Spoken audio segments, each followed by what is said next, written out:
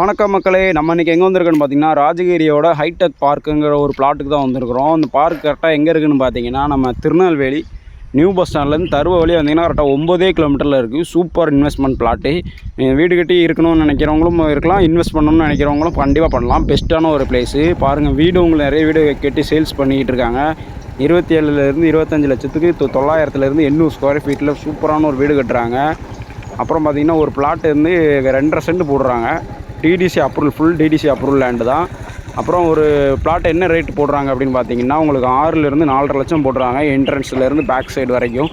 மொத்தமாக இது 50% already sales ஆகிடுச்சு.